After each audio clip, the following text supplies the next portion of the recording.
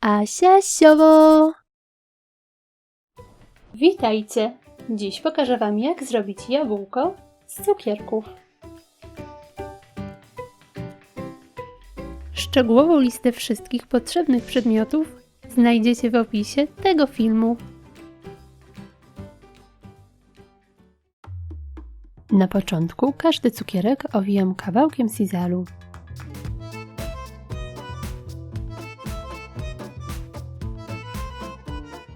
Zaczynam przyklejać cukierki do kuli. Staram się, by były one jeden przy drugim. W taki sposób obklejam całą kulę. Kawałek papieru składam, formując ogonek.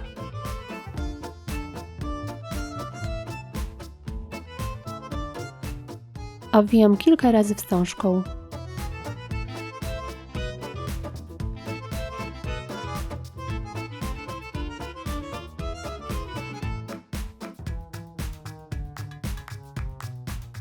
Mocuję do kuli.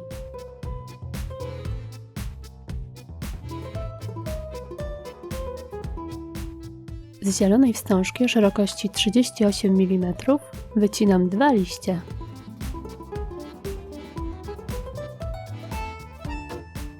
Opalam krawędzie. Składam na pół i delikatnie opalam. Zaginam liść w kilku miejscach i opalam. To samo robię z drugim liściem. Oba liście mocuję do ogonka.